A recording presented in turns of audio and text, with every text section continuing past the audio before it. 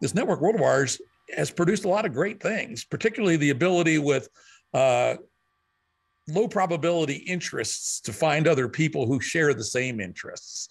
And for a long while, that was the principal driving factor for people joining the online world. But that it's metamorphosized into this money on money return machine, which hijacks our attention with dopamine paybacks for the purposes of selling us advertising. And that is bad.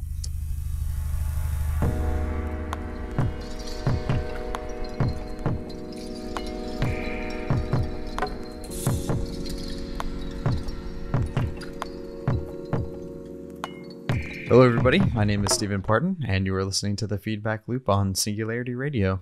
This week, our guest is businessman and entrepreneur Jim Rutt, who you may know as the former chairman of the Santa Fe Institute or from his own podcast, The Jim Rutt Show.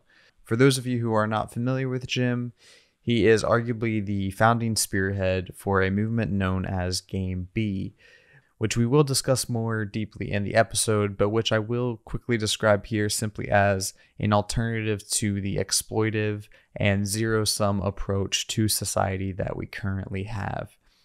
Beyond detailing the deeper specifics of Game B, this episode will explore Jim's thoughts on technology, which includes his 40 years of experience with online communities, his thoughts on social media moderation, including Musk's purchase of Twitter, the potential benefits of using digital IDs, and the numerous ways in which Game B principles can be utilized to improve all of the technology we're currently using and will be using in the future.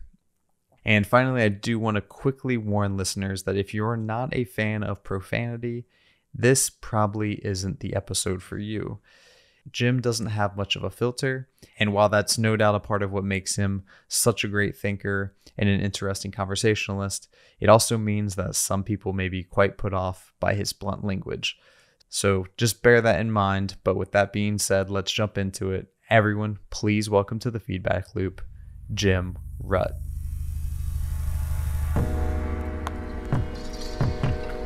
Could you give us a conceptual definition and kind of explain what Game B is as a theory and a practice for those who might not be familiar with it? Sure, real easy. The idea of Game B is it's not Game A, right? And Game A is the current, shall we call it, the status quo engine of our world, which Game B thinking believes is heading for disaster. And I always like to point out that Game A, at least in my version of the story, has done a tremendous amount of good for humanity. I fairly arbitrarily set the current epoch of Game A as starting around 1700. In 1700, the world's population was about 650 million people, less than a tenth of what it is today. 50% of the kids died by the time they were 5.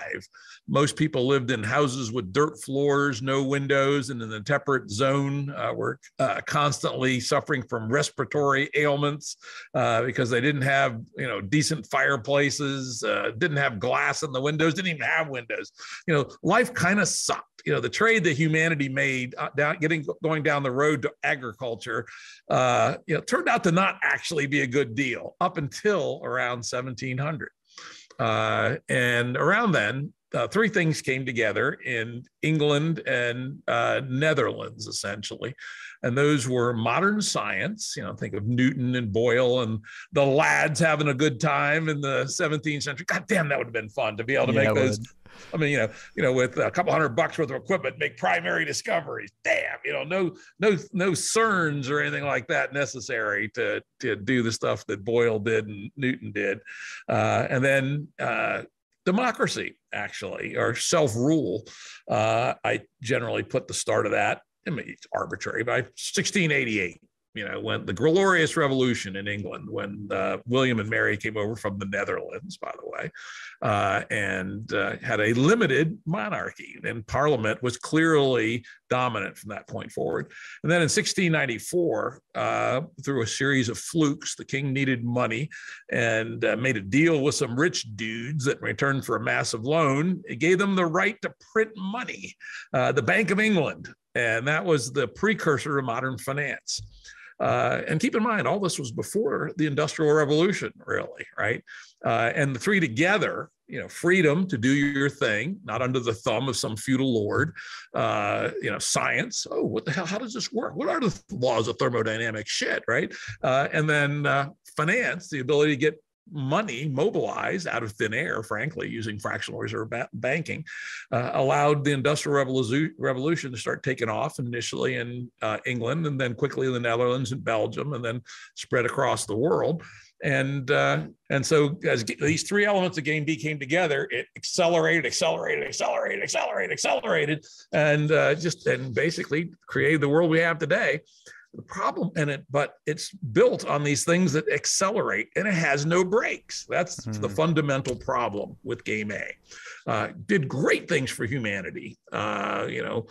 Children live much more likely to live to adulthood. We have glass, we have modern dentistry, we have thermostats, all good shit that we don't want to give up, but it doesn't know when to stop. And, it did crazy shit like inventing the atomic bomb. What the fuck, right? Did we really need the atomic bomb? No.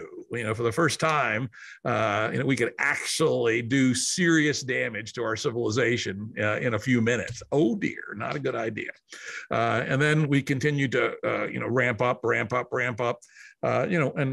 don't talk about it much, but the Haber-Bosch process developed in the early 20th century to create nitrogen out of the atmosphere into fertilizer is what really allowed us to break through 2.5-3 billion humans on Earth. And of course, since World War II, we just keep laying on the fertilizer heavier and heavier. And without all that fertilizer, we could not support, at least at the current levels of technologies we have, the 8+ billion people we have. So we're kind of on that escalator as well. And of course, not only do we have lifestyles of the West and the Americas and the Anglophone places like Australia, et cetera. But now we have 6 billion people that aspire to that, right? And if that actually happens, game over, at least at our current level of technology. And I do point out that, get fusion energy power, there are potential technological fixes, but they're not on the horizon today that allow us to live the way we live. And for a world of 8 billion people, you'll crush the biosphere. In fact, many calculations show that we overshot the carrying capacity of the Earth probably in the 70s. And we continue to impinge on soil, on species. The ocean is in a horrible state. Most of the top fish populations are down 90% or more. The top predator fish, the ones we like to eat, the salmon and the tuna and what have you. We're in the fifth great extinction of species across many taxa, et cetera. And so, Game A is just running out of gas. And then recently, I would suggest some of the inventions of Game A are starting to drive us seemingly literally crazy. And so something has seriously gone wrong. And it's that this Game A, which was the greatest invention humanity ever created, bootstrapped us from dirt floors and dead children and respiratory diseases all the time to, hey, not bad. Doesn't know where to stop, overshot the limits, and is going to kill us. And so Game B is literally reinventing a set of social operating systems, essentially dynamic systems, that is compatible with 8 billion people living on Earth, well within the human carrying capacity of our species, and that would be metastable for hundreds of years at least. And by metastable, we're not, don't think of it as stasis at all. Things are constantly changing. New inventions are coming along, new ideas. So, continue to evolve. Cool things will happen. The other thing, and this is why Game A has not been able to get off the track, is that even though it is doing in its later stages some bad things with human well-being, right? Even here in the richest parts of the world, look at teen suicide, mental health. What percentage of teenage kids are taking psychoactive drugs for mental health issues? Because our society is literally driving them crazy. So Game B will, one, operate on much less energy and material intensity, but at the same time will produce greater human well-being.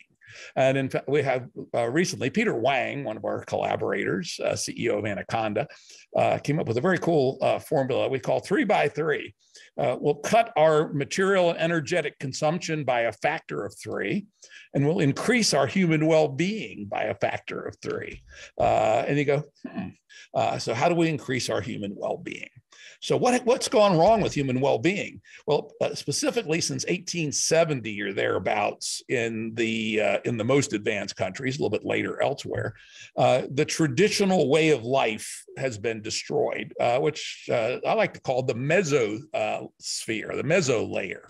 Meso meaning medium, in the middle, and that is the face-to-face communities that we used to live in mostly agricultural-based or small manufacturing villages in many parts in the West, and in other parts of the world, often extended families, places that have cousin marriage. There's typically, extended families live together in villages. And interestingly, in both organizational models, the third Dunbar number applies, about 150. 150 adults, which turns out to be about the level that we can cognitively manage without too much bureaucracy, is how we live.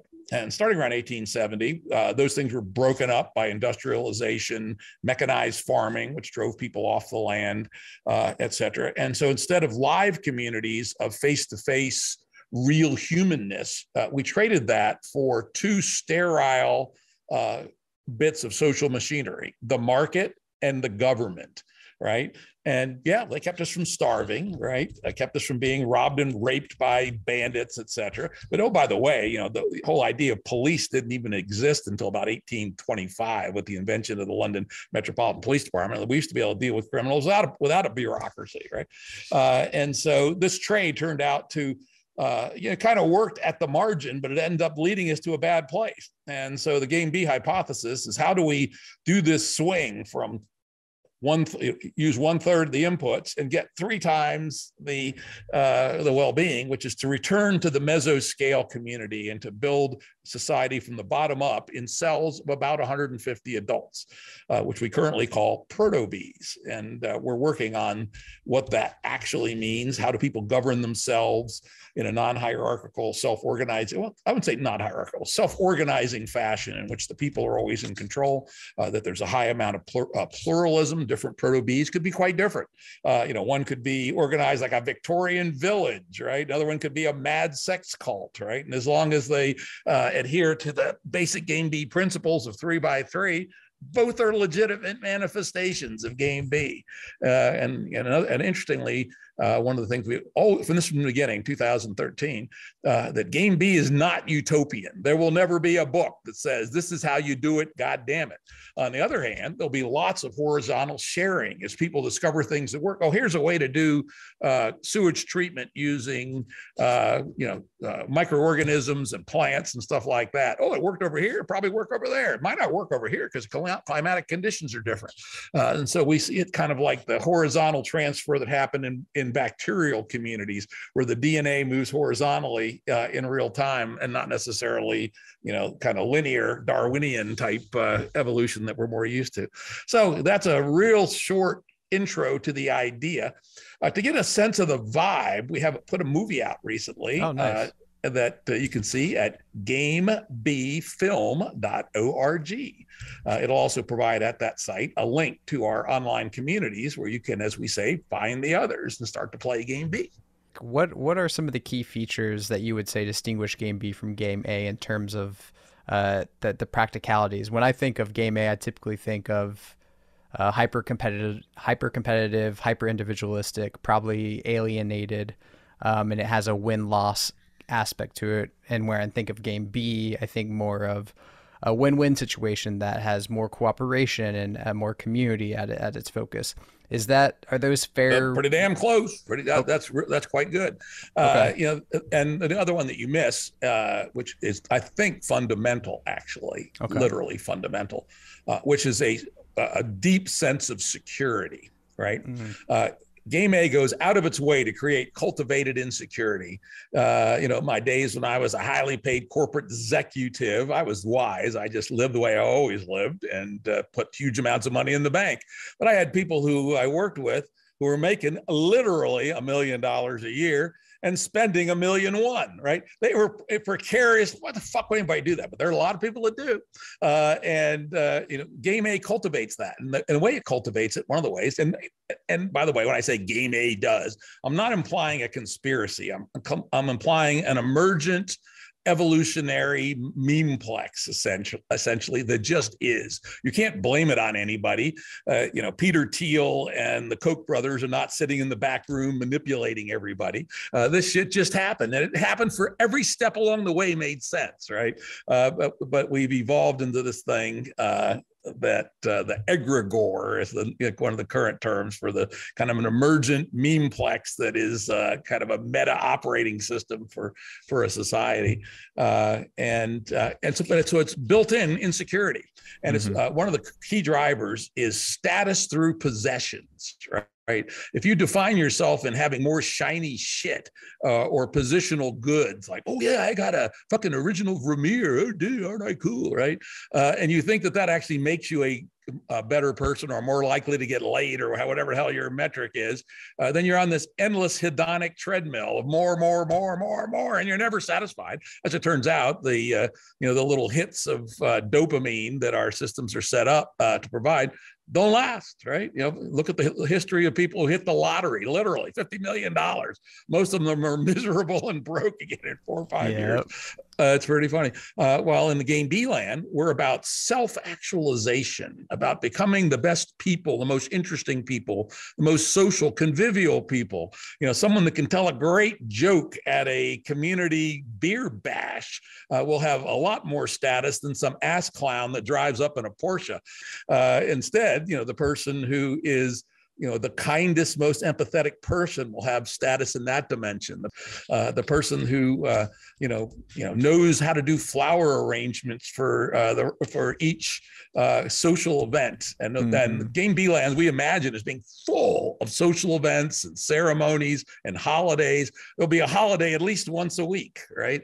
And major holidays monthly, quarterly, and annually. And this is how people used to live, right? This is the meso scale that we foolishly traded away for shiny objects starting around 1870. So secure, and then security. So one side cultivated insecurity in Game A. In Game B, once you're in Game B, you will never be homeless, no matter whatever happens to you. In the same way, nobody was ever homeless who lived in an agricultural village in, the English Midlands.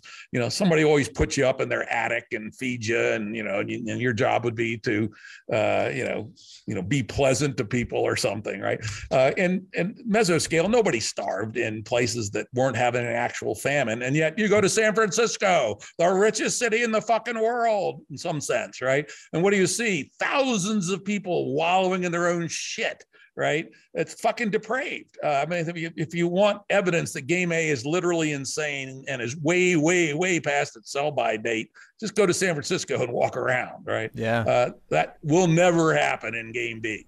Well, speaking of San Francisco and your current point about the way I think technology was making us all crazy, what is technology's role in this process of maybe perpetuating Game A or helping us get to Game B? Because right now it feels like what technology is doing is a lot of exacerbating Game A's problems by making people, attention focused. We're making admiration and likes and follows and building influencers, which is more about that extrinsic motivation, not about somebody becoming intrinsically self-actualized. A lot of what technology seems to be doing right now is saying, get more money with crypto, get more attention with social media. NFTs, yeah, whoa. Yes. Exactly. So yeah, it's fucked up big time. How do we maybe shift that technology, or do you see that happening?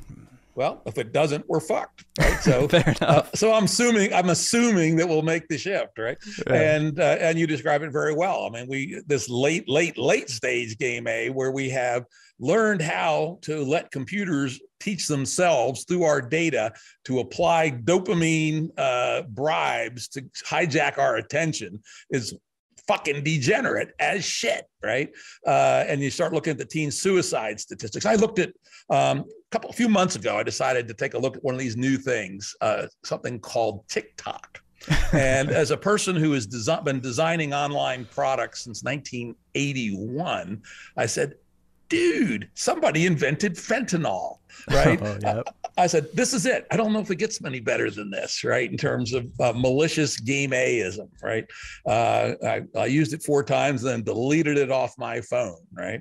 And I think, frankly, we have to learn to have socially reinforced discernment about these technologies, because game B is not Luddite, right? I expect game B to have highly automated agricultural systems, to have really smart protocols for collaboration, virtual ledgers for money systems, liquid democracy, baby, if people like it, for ways to self-govern, et cetera. And all those things require technology. On the other hand, I'll be goddamn if we're going to have TikTok in game B, right? Fuck no. And personally, I wrote an interesting paper called Reclaiming Our Cognitive Sovereignty, which tells the story about how I analyzed my own addiction to smartphones, figured out what I actually needed from a smartphone, which turned out to be nothing, and built the replacements for them, and then kicked the smartphone habit and went back to a flip phone. All right. And then I will confess, I fell off the wagon after 6 months when my flip phone died, but it was an interesting experiment. The essay is up on Medium and full of all kinds of scientific research about the addictive nature of smartphones. And the other thing I do is I'm currently in a 9-month social media sabbatical. Every year for the last 5 years, it's been 6 months. 6 months on social media, 6 months off, typically January 1st through 1st of July on, and then the second half of the year off. This year, I got so disgusted by social media, I said, fuck it, I'm starting my sabbatical April 1st. And so it's going to, for a while, it's going to be 9 months off, 3 months on.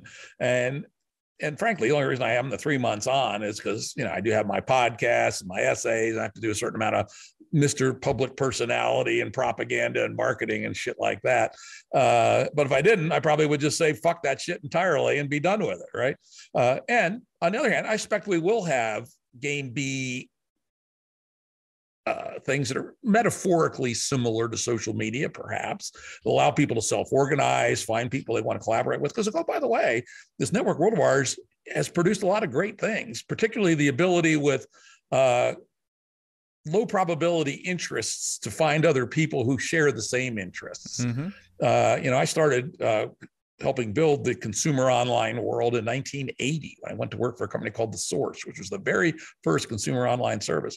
And for a long while, that was the principal driving factor for people joining the online world was, all right, I'm a Packard collector, an old kind of car. And there ain't many around where I live here in some small town in Eastern Kentucky, but on a nationwide basis, there's a bunch of Packard collectors. And hey, we can hang out together online and we can trade carburetors with each other and things like that. That's a wonderful use for technology, but that it's metamorphosized into this this money on money return machine, which hijacks our attention with dopamine paybacks for the purposes of selling us advertising. And that is bad. And there are ways to live not that way. One that we learned from in game B are the Mennonites and the Amish, right? Contrary to the popular opinion, they aren't Luddites either, but they make very careful local decisions on what technologies to adopt, typically after considerable discussion and debate, sometimes goes on for years. Classically, milking machines, a lot of them are in the dairy farming business, and some, a few said no to milking machines, most said yes, as an example, but it took 2 or 3 years, right? And then, all right, once you have milking machines, you're producing milk in bulk, well, that means you need refrigeration. So, oh shit, that means, what about electricity? And some said, okay, generators only. And then other communities said, all right, you can have electricity, but only to your dairy barn to run the refrigeration for your mass captured milk, and et cetera. So each community of about 25 families makes these decisions over a period of years. And I would expect that game B proto Bs will also make those decisions. And here's also something very, very important about the transition. A very small number of people, frankly, including most of the game B players today, which might be about 30,000 or so by our best calculation, are kind of very independent, disagreeable folks who are able to break free of game A, irrespective of what their fucking neighbors think, right? But 98% of people ain't that way. 98% of people need the reinforcement of the norms and values of their community to stay in sync. And it's one of the reasons why we think it's so critical to build these on-the-ground communities. I was chatting with my daughter a few weeks ago, and it brought up a perfect example. We have a new granddaughter. She'll be 2 soon. Great kid, of course, right? And my daughter is very, very aware of these things. Is sort of driving herself crazy already. What happens when her best friend shows up at age 7 with a smartphone, right?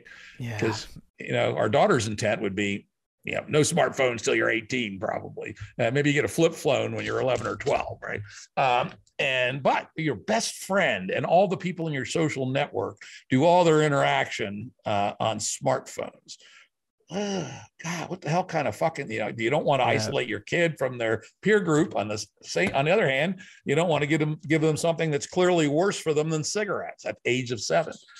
If you lived in a community where that was just something nobody would ever do, it's a non-question. So and this we think very, very important is that living in a place where you have a shared set of values of a game B sort make it much easier for the 98% of normal people, not crazed nuts like myself, to be able to make the transition to game B and stay in it.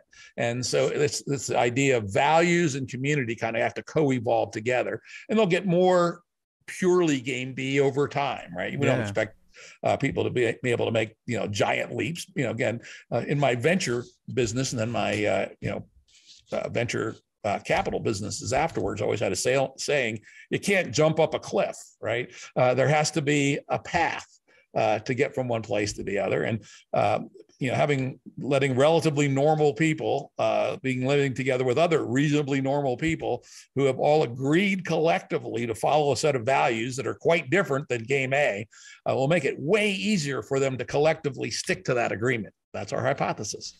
Yeah, let's talk about one of those communal paths that seem to be so dominant in the smartphone and internet age, which is Twitter, social media, and online communities in general. You recently wrote an article, I believe, called Musk in Moderation, where you talk about Musk's potential purchase of Twitter, and you reflect on your, I think, 40 years plus of online moderation. What do you think about the way that online communities play into all of this, and what do you think about Musk's purchase and where this is taking us? Well, I think Musk's purchase is probably a good thing. We'll see. If he follows my advice, God damn it, right? Which is, some of the things he's said subsequently made me think that he may be heading for a train wreck. He has said, my only standard will be, is it legal? Right. And I go, well, Elon, that ain't going to work. I'll give you an example. You have a small group of people, talking about and arguing in classic online fashion about their favorite basketball team. And one of the participants is black and 5 of them are white. And so one of the guys says, F you, you N-word, right? Mm-hmm. Perfectly legal, as it turns out, in the United States, not in some other countries, but that's legal. And to my mind, that would be a gross dereliction of duty to have an online system where something like that could occur. Mm-hmm. And so I put forth in that essay the concept of decorum. And I propose that literally be like a law code, that there be a hierarchically organized set of decorum rules, which says thou shalt not use racial slurs targeted at other members. In fact, I go further in my own, if I have my own system, and say no personal attacks. And this is what I mean when I say personal attacks, right? And in fact, in our Game B online system, we have the 10 commandments, and one of them is no personal attacks. And there's a dot section, the equivalent of the hierarchical code, that says anyone that uses an obscene language against another member will be expelled immediately, right? No warnings, nothing. This is black and white. You violate this law, boom, you're done. And so I think that this is hugely important. And again, this comes from 40 years of experience all the way back. If you don't have rules for decorum, it'll turn to a shit show every fucking time if you have a general public that isn't organized around a specific mission.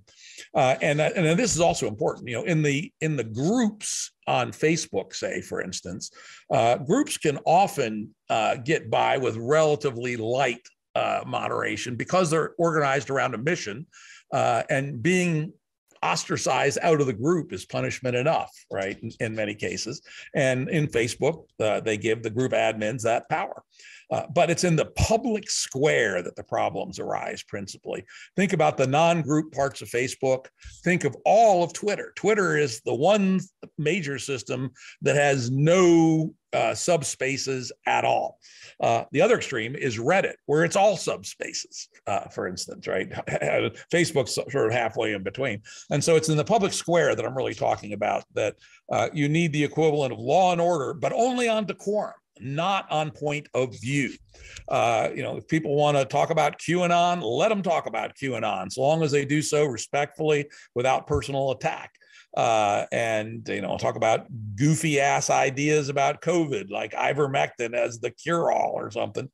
Let them talk about it, right? On the other hand, feel free to challenge them, make them put up or shut up. Yeah.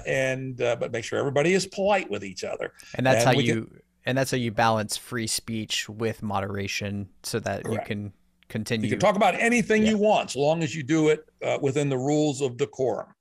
And I think that is close to the sweet spot. Now, I also added a third category, but I would hope it to be small on most systems, which is inherently dangerous things, right?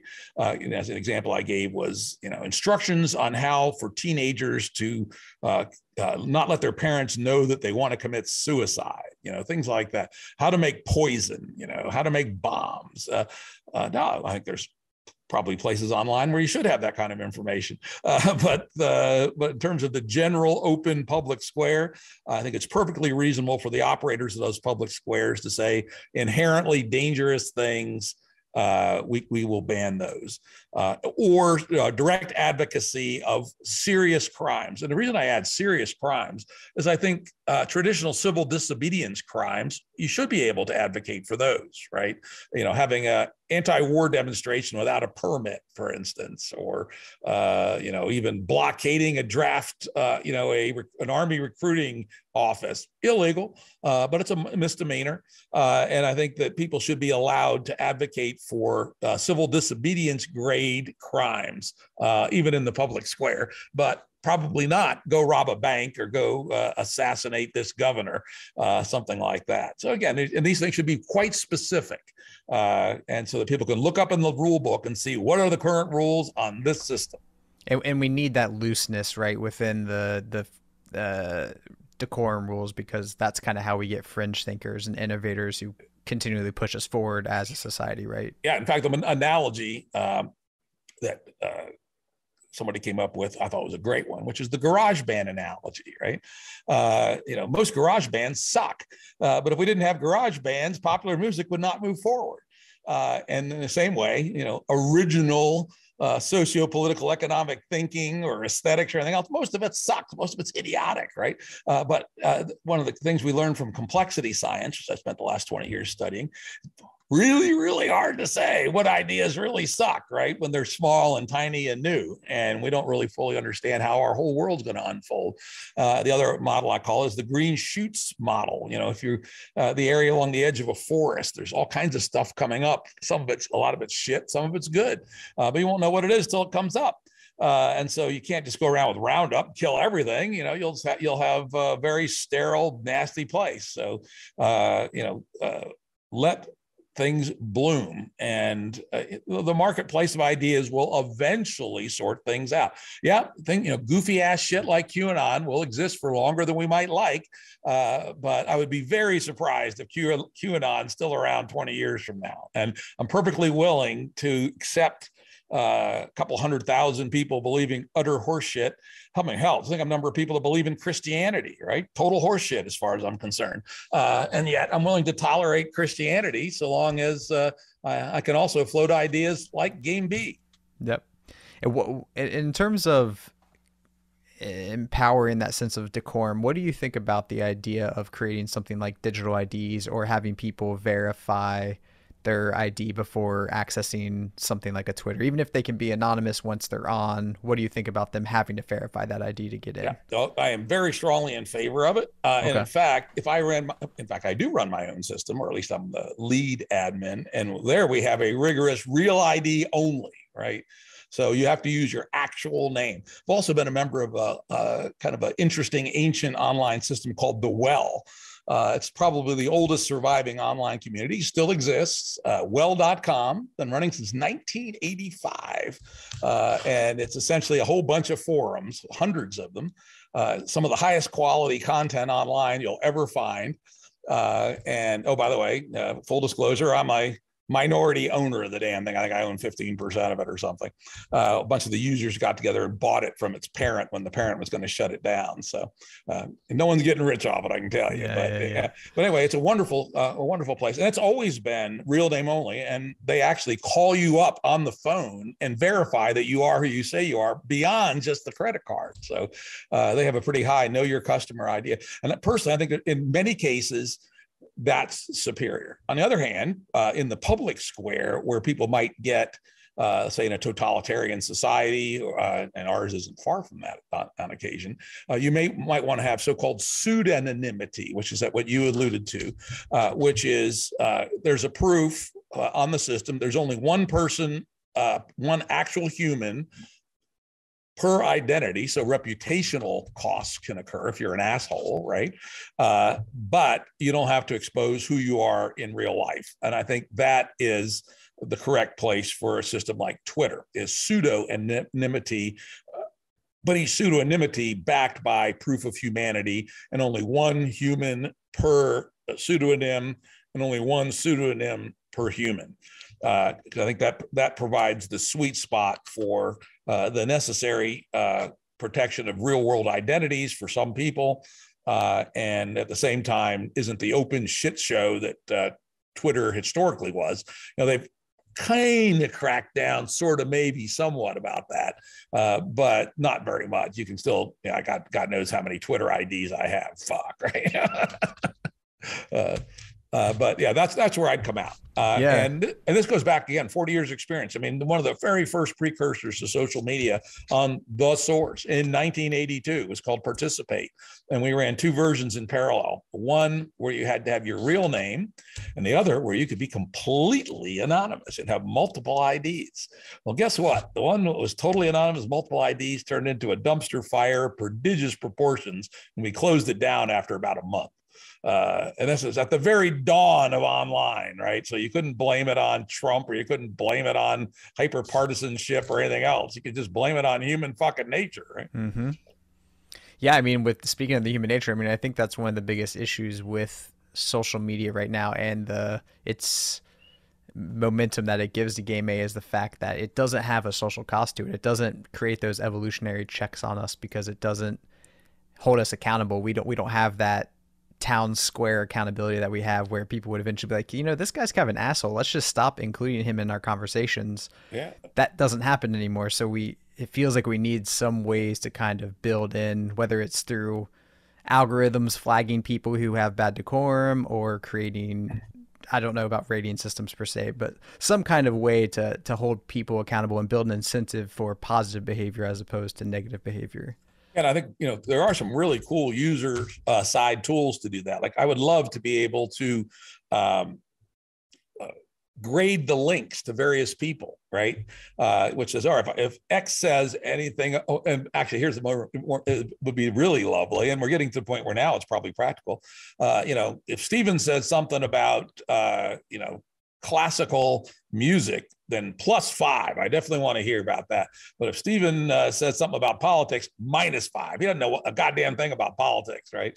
And to be able to build that kind of personal connection graph with your so-called online friends, I think would be amazing, right? And then, Steven starts being an asshole about classical music. Well, I reduce him from +5 to +2.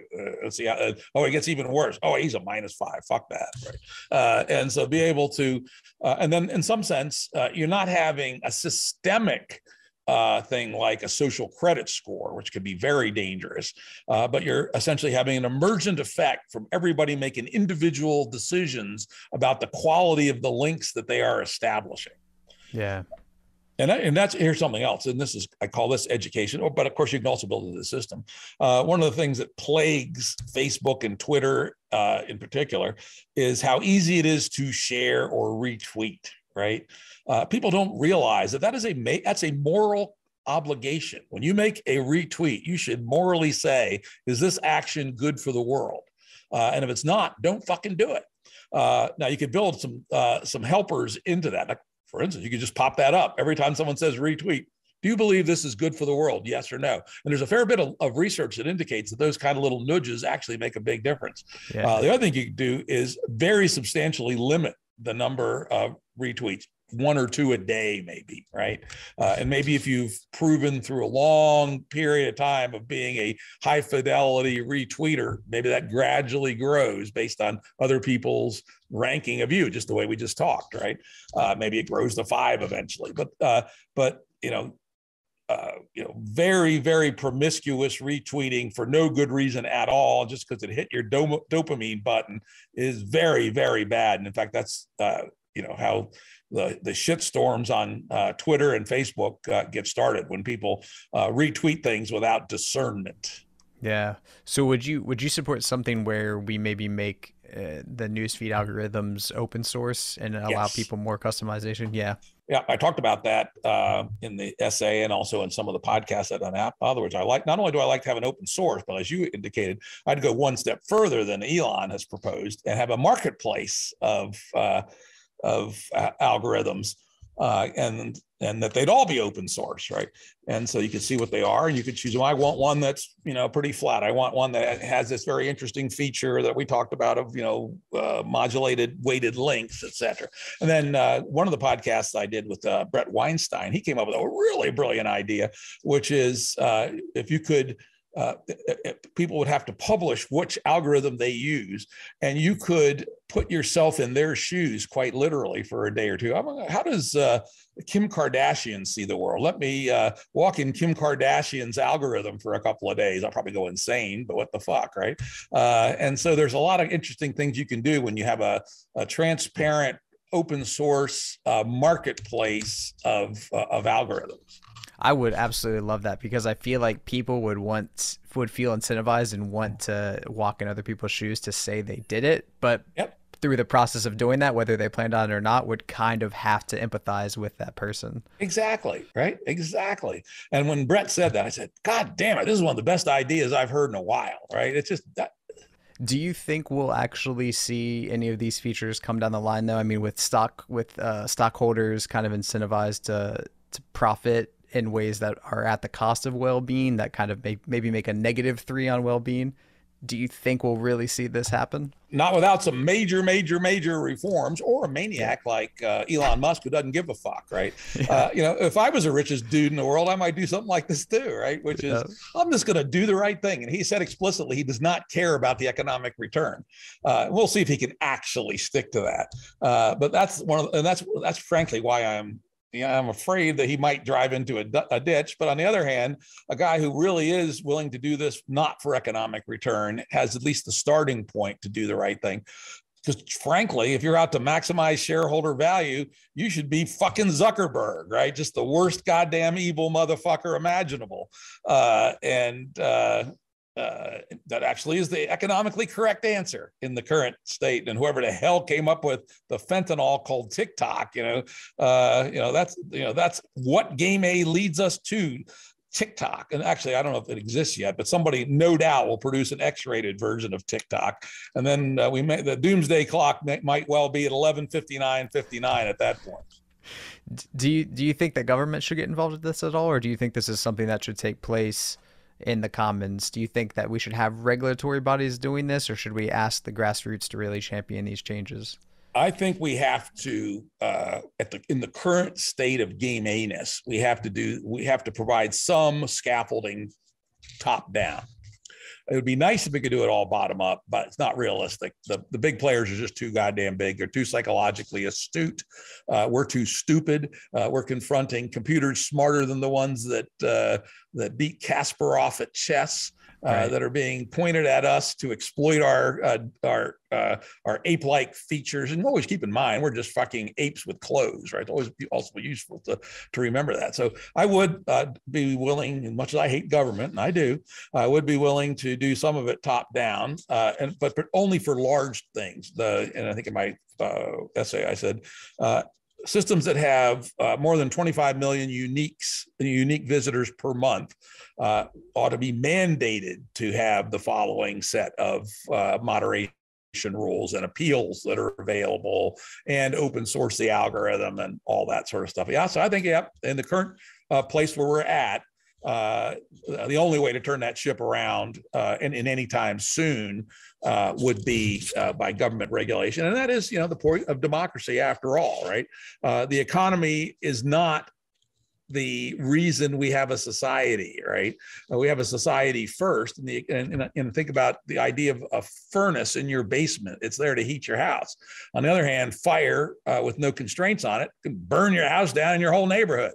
And so with that, the idea of money on money return uber alles is the essence of the pathology of late day, say since 1971, game A, where everything is denominated in terms of money on money return. That's just fucking nuts. The United States was not built for that, nor has any civilization survived very long for that. Yeah, and I mean, it's also ultimately going to backfire anyway, right? Because if you do that, eventually you undermine the well-being of the citizens so much that they don't become productive. They end up revolting. You have civil disobedience, and the guillotines start to clank, right? Yep. In fact, I have a beautiful hand-illustrated picture of 3 guillotines with lopped heads and somebody holding one up, which I post periodically on both Facebook and Twitter when people say something very, very Davos man-like. I just post that, and that's all I post. I say that, this is where your policy will lead, and that's your head they're holding up there, asshole. Yep, just a friendly reminder. Just a friendly reminder that this is where it usually ends, right? So how do you see, or how would you recommend the average person kind of get involved in Game B actions? What are some of the things they can do to kind of champion Game B ideas and start this switch? We lay this out in a paper called A Journey to Game B, available on Medium. I was the author of it, though it had a substantial amount of input from other Game B thinkers. And some things you should do. First and foremost, start cleaning up your financial life, right? You don't want the Game A debt collectors coming after you in Game B. So just take any of the guides about personal finance, about radical downsizing of expenditure. Start doing that. Start to program yourself and find other people to help you reinforce it, to get away from the status through possessions, right? Don't have fancy fucking cars. There's a one right there. Get rid of your fancy fucking cars, right? I'm a zillionaire. I'll say it fucking out loud. And I drive a fucking beat up Jeep, right? And a pickup truck. And yes, did I have fancy cars in days of yore? I had some, but not excessive numbers. Get rid of your fucking fancy cars. No Porsches, no BMWs, no Mercedes. God damn it. Right there, right? And stop.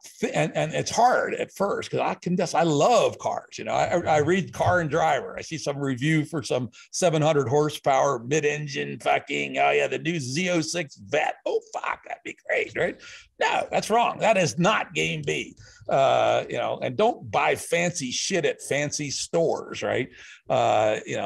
Pair of pants and a shirt's just fine. You don't need to go to some fucking place and pay $200 for a pair of jeans and $300 for a shirt and $1,000 for a jacket. You don't need that shit. It's bad for the world. It's bad for everything. So gradually wean yourself away. Start teaching yourself some useful actual skills like gardening or weaving or sewing or small building construction or electricianing and plumbing, etc. Learn something actually useful, whether it be needful or not in a proto B. Maybe it will, maybe it won't, but it will actually start returning you to a more humane way of dealing with your universe. When everything you do is virtual and you're like 3 or 4 levels deep into Baudrillard simulation, as we like to say in Game B, you're losing track of who you are. Your hands are really important, actually, to how you deal with the world. So do something useful with your hands. And then, of course, find the others locally in your own neighborhood. Do potluck dinners, start babysitting clubs, right? Lay out, there's like 16 different things that you can do before you even formally join up with the Game B world to get yourself ready. And then and now we have our own online community, game-b.org. And there's a link to that on the gamebfilm.org site as well. So if you really want to get started, read the film, read the essay, A Journey to Game B, and then come to our website and say, hey, I'm here, people. Howdy, let's do something, right? Yeah, love it. We'll include all of those links in the show notes so people can easily find their way through them. Jim, we're coming up on time here, and I want to respect yours. But before we go, are there any other things you'd like to talk about, promote, or maybe some closing thoughts you'd like to just share? Yeah, I think this is the most important one, mm-hmm. that we must be optimistic, that we are in a dark place, right? And things could go wrong, but they're still under our control. And I think that this is the gateway drug to Game B-ness, is to realize that Game A did not come down on the stone tablets with Moses at Mount Sinai. I've tracked back the history of these ideas, almost all of them, and they are to an amazing degree frozen accidents, right? The establishment of the Bank of England, I still am just amazed at how astoundingly important that was been to everything that's happened since, and yet it was done for completely local reasons, right? It could have easily been done otherwise. It's also quite imaginable that we never developed nuclear weapons, for instance, but because of the exact way the wars worked out, exactly when they happened with respect to our technical capability, we had them, right? And so the world is highly contingent. All of our institutions were created by other humans, oftentimes for very local locally optimizing things, like the famous Bank of England case. Generally, they were not conspiracies. Sometimes they were small scale conspiracies, like the establishment of Federal Reserve banking system. Yeah, that one's a bit of a conspiracy there, actually, it turns out, but it's generally not the way to bet. Mostly it's frozen accidents in evolutionary history, which means optimistically, we can change it, right? We could completely change our monetary system if we wanted to. So anyway, that's the gateway drug. All this stuff, the good, and there's a lot of good, and we're not going to throw away the good. I want dentistry, right? I want clean water. I want the knowledge that you should shit downhill from where you take the water out of the river, things that we didn't know until about 1870, amazingly enough. I want to keep all that good stuff. But the stuff that's bad, this allowing money on money return to crush all values, right? Allowing children to be given fucking smartphones with TikTok on them, shit like that. We just say no, it's under our power. God damn it. And that's the gateway drug to Game B, to realize that all this stuff was human creation that could be changed by humans. There you go. I love it. I love the optimism. Jim, there are 1,000 hours I feel like that we could continue on to this, but I appreciate the hour that I've been given. So thank you for your time, man. Well, thank you. And thank you for the good preparation you did and the excellent questions.